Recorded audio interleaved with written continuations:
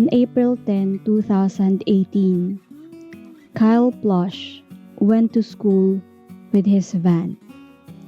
After school, he went back to his van and get his tennis gear. He has a match or a practice. He climbed up over one of the back seat of his van to retrieve one of his tennis gear when the seat folded over on him, pinning him upside down. He was unable to move. He was trapped. The seat pinned him and caused chest compression, which made his breathing difficult. Kyle called 911 twice from the van using Siri because his arms were pinned and he could not physically reach the phone in his pocket. Emergency operators were first alerted to the trapped teen at 3:14 p.m. according to the Cincinnati, Ohio police. I will try and play the 911 call or the recording. If I will not be able to get the recording, I will insert the transcript of Kyle's call to 911. Cincinnati 911 is the address of the emergency. Cincinnati 911.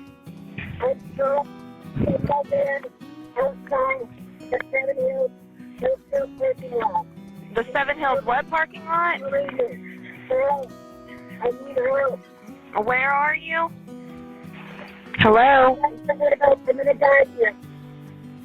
Where are you? In the first call, the dispatcher mislabeled Kyle's call as unknown trouble, when Kyle clearly said that he was trapped in his van and hearing him calling for help and screaming.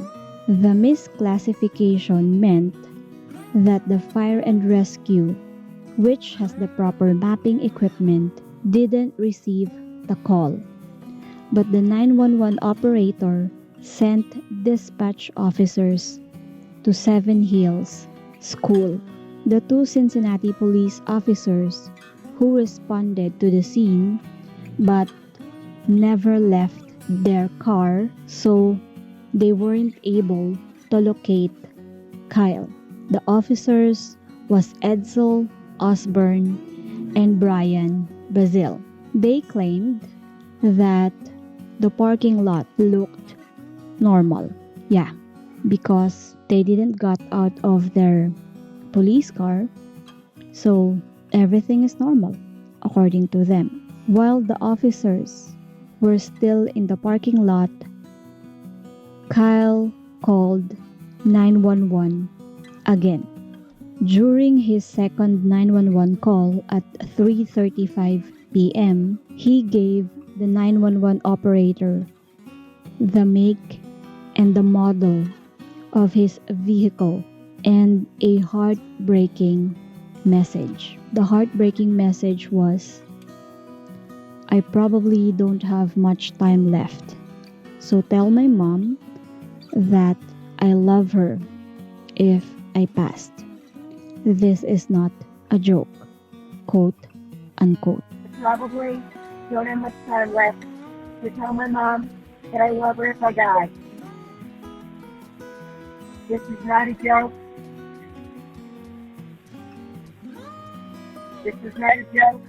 I'm trapped inside my gold Honda Odyssey van in the Southwood parking lot of Seven Hills Beth. Send officers immediately. I'm almost dead. Kyle told the dispatcher that the model of his car is a gold Honda Odyssey van, but the dispatcher failed to relay the information to the officers on the scene, on the parking lot where Kyle is trapped inside his vehicle. The second dispatcher claims that she couldn't hear Kyle because Kyle was silent, which is a lie. There's a recording where Kyle is describing his car and his location. You can hear it clearly on the 911 call. Kyle's parents became concerned when Kyle didn't come home despite it being late, so they used the tracker on his phone. They saw that Kyle is still at school, so they assumed he must be staying later for tennis. A few hours passed, and Ron Plush, Kyle's dad, had his wife track his phone again. It was at the very same spot. His parents knew immediately something was wrong, so they called Kyle's tennis coach. The coach told them that Kyle didn't show up for tennis. This information made Kyle's parents even more worried. Ron told his wife to call 911, and Ron went to find Kyle. When Ron found the van, he first thought that Kyle might have been abducted. He opened the front door of the van and found Kyle's tennis racket in the front seat, and that reaffirmed him that Kyle never left the van for tennis practice. When he inspected the van further, he found Kyle, but he already passed. Kyle passed due to asphyxiation due to chest compression after becoming pinned by a folding seat in his vehicle. He was crushed to death. Because of Kyle's passing, changes were made to the way 911 dispatch are trained and react to calls. The dispatchers who took Kyle's call was put on leave while the investigation was being conducted, but has since returned to work. This is such an unbelievable story. This child, this teenager, thought that 911 could save his life. And even though he wasn't able to get his phone from his pocket, thank God for Siri, the 911 operators failed him. Kyle's parents sue the city of Cincinnati with a wrongful death case for an undisclosed amount. Kyle's death could have been prevented had the dispatchers classified the call properly. Proper resources would have been on the scene and proper actions would have been made. Had the dispatch officers exited their vehicle to properly check the parking lot, they might have found Kyle sooner. Had the second 911 dispatcher relayed the information of Kyle's vehicle to the officers, they would have found Kyle easily. Kyle made the logical decision of calling 911. But if he had called home instead, maybe his parents would have gotten to him sooner to rescue him than the 911. There were many ifs in this situation, but there's a lot of lessons to be learned from this. The lawsuit of Kyle's parents alleges that the city of Cincinnati knew about the previous complaints regarding the police department's emergency communications section failing to locate callers and delaying dispatch in response to emergency calls. The city was quote-unquote negligent, reckless, wanton, willful, and deliberately indifferent to the health of 911 callers. The suit states the lawsuit accuses the 911 operator who took Kyle's first call of withholding information on the teen's precise location and alleges that the second 911 call was treated as a silent call, quote unquote, or an improperly enabled call. It also alleges two responding officers did not properly search the parking lot despite having access to a GPS tool that could pinpoint Kyle's cell phone location. Kyle was alive when the officers abandoned the scene. The lawsuit reads, Kyle's father, not the police, finally discovered his lifeless body hours later. In a statement, the Plush family said they had hoped the city would do the right thing and continue its investigation following two studies regarding the operation of the 911 call center. During one meeting, Kyle's family walked out of City Hall after one of their relatives said Councilman Wendell Young, quote unquote, crossed the line. Young told the family, quote unquote, on the day you lost your son, it seems to me everything that could possibly go wrong went wrong. I don't know that any level of finger pointing or witch hunting is going to change that. Then, a few minutes later, he added, I suspect that there will attempts to do what the law allows to be done to try to in some way to make up for what happened with you. But there's no amount of money that's going to make you happy. There's no amount of. Wendell wasn't able to finish his sentence because Ron, Kyle's father, called out, this isn't about money. I believe he said that with as many exclamation points possible and with capital letters. This person is so rude. Don't come for me, but you don't talk like that to grieving parents. That's unacceptable. There's no sympathy.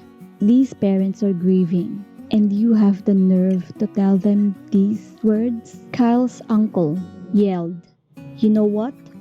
Stop right there. This is the most insensitive thing I've ever heard. You guys were doing wonderful till this guy started talking pertaining to Wendell Young.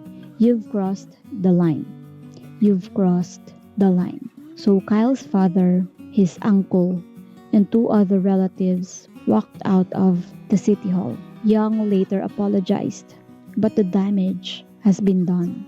I mean, people should always think before they open their mouth, especially in this kind of situation. It hurts so bad because we couldn't do anything. It's an accident. But in this situation, someone could have helped their son. I mean, 911 is for emergency. But if these people don't do their job, then what's the use of calling 911? Right? Kyle's parents established a foundation in their son's memory. It's called Kyle Plush Answer the Call Foundation. And this foundation calls for improved 911 systems in Cincinnati and nationally. The tragedy caused them to realize all 911 systems in America must be equipped with GPS mapping technology to assist emergency responders so they have the ability to quickly pinpoint callers just like Uber drivers. As part of reforms in the wake of Kyle's death, the City Council of Cincinnati hired two firms to conduct independent investigations at an estimated cost of $186,000. Consultants analyzed how the city's 911 call takers and police responded to Kyle's calls for help.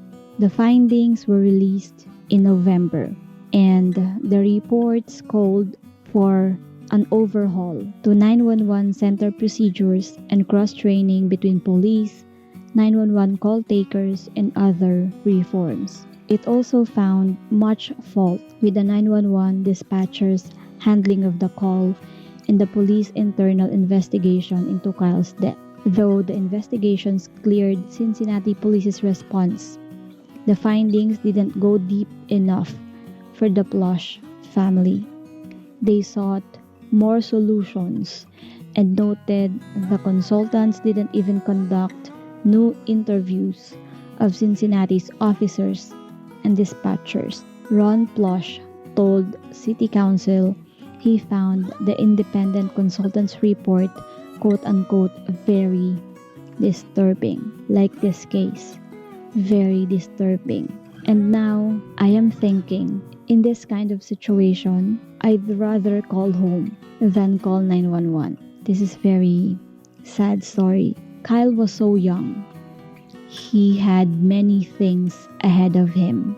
But I pray that his family found healing, that the Lord will embrace them, his parents to heal.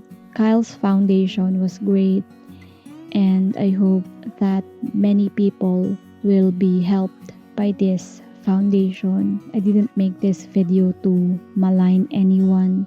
In January 2020, a Hamilton County judge denied the City of Cincinnati's motion to dismiss the Kyle Plush lawsuit. This means the wrongful death lawsuit will proceed against the city, its former city manager, the 2 police officers, and the 2 911 call takers.